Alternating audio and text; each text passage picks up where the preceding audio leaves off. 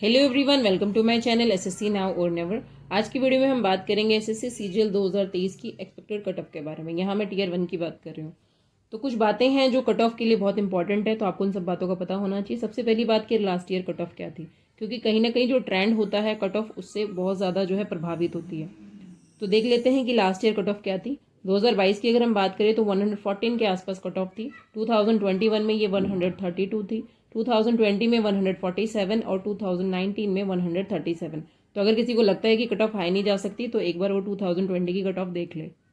ये तो थी पिछले साल की कट ऑफ्स। अब बात करते हैं इंपॉर्टेंट फैक्टर्स जो कोई नहीं आपको बताएगा। सबसे पहला इंपॉर्टेंट फैक्टर्स की नंबर ऑफ एस्पिरेंट कितना है। ठीक है, 25 लाख है, लेकिन अब की बार सिर्फ 25 लाख नहीं बोल सकते हम, क्योंकि ये वो बच्चे हैं जिन्होंने थोड़े दिन पहले ही मेंस दिया है सीजीएल का। वैकेंसी क्योंकि जल्दी जल्दी आ रही है, फटाफट से आ गई, तो ये जो बच्चे हैं वो प्रिपेयर्ड है, तैयारी में है। तो जो आपका कॉम्पिटिशन है ना वो सीरियस एस्पिरेंट्स है। हर बार जो सीरियस एस्पिरेंट होते हैं वो इतने नहीं होते, क्योंकि ये लोग प्रिपेयर्ड हैं, अभी इन्होंने एग्जाम्स दिए हैं सीजीएल के। दूसरी बात कि वैकेंसी फटाफट आ रही है। फटाफट आ रही है से मतलब ये है कि सीएचएसएल भी दे रहा है, जो कैंडिडेट है वो सीजीएल भी दे रहा है, वो सीपीओ भी दे रहा है, तो वो मतलब फ्लो में है।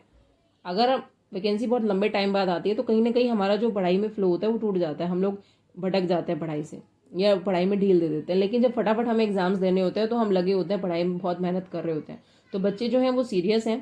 थर्ड इंपॉर्टेंट पॉइंट कि जो वैकेंसीज है वो पिछले साल के मुकाबले बहुत कम है। पिछले साल 37,000 के आसपास वैकेंसीज थी और अब की बार तो आपको पता ही है 7 से 8 हज़ार वैकेंसी है। तो वैकेंसी बहुत कम होने की वजह से कट ऑफ हाई जाएगा।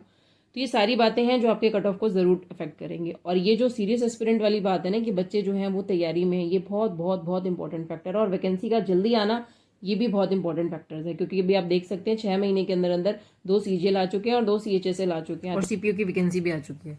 तो कुल मिला के जो कॉम्पिटिशन का लेवल है वो इस बार हाई है, तो कट ऑफ भी हाई ही जाएगी।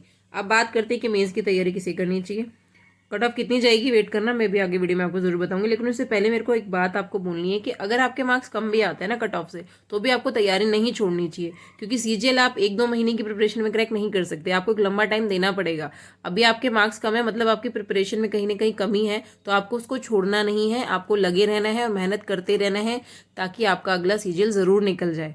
तो इस बात को हल्के में बिल्कुल ना लें, बहुत अच्छे से आप मेहनत करें। अगर मार्क्स कम भी हैं तो भी लगे रहिए, तैयारी करते रहिए। अब बात करते हैं कि कट ऑफ क्या है।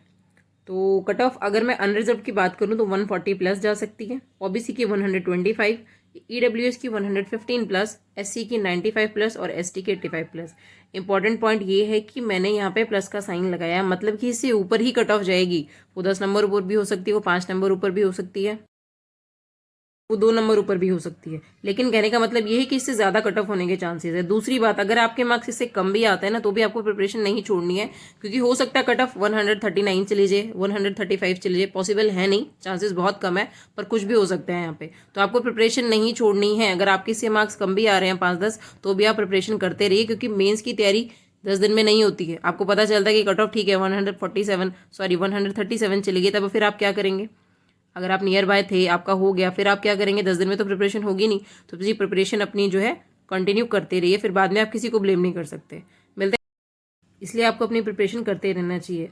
इनफैक्ट मैं तो कहूँगी अगर आपके 120 प्लस भी अगर आप स्कोर कर रहे हैं ना तो फिर प्रिपरेशन अपनी छोड़ना मत, करते रहना, क्योंकि नॉर्मलाइजेशन होने के बाद आपके कितने मार्क्स पड़ेंगे कोई नहीं कह सकता। तो हम सब सिर्फ एक अंदाजा ही लगा सकते हैं, 100% एक्यूरेट कोई भी नहीं बता सकता, ये सिर्फ रिजल्ट आने के बाद ही पता चलता है। तो मेरे को उम्मीद है कि जो मैंने इन्फॉर्मेशन आपको दी आपको कुछ ना कुछ हेल्प हो जाएगा, एक रफ आइडिया आपको जरूर आ गया होगा कि कट ऑफ क्या रह सकती है। और अगर आपको समझ नहीं आ रही कि मेंस की तैयारी कैसे करनी है तो कमेंट बॉक्स में जरूर लिखना, हम लोग हेल्प करने की पूरी कोशिश करेंगे। वीडियो अगर अच्छा लगा हो तो चैनल को सब्सक्राइब करके बेल आइकन जरूर दबाएं, वीडियो को लाइक करें, कमेंट करें और शेयर करें। और हाँ,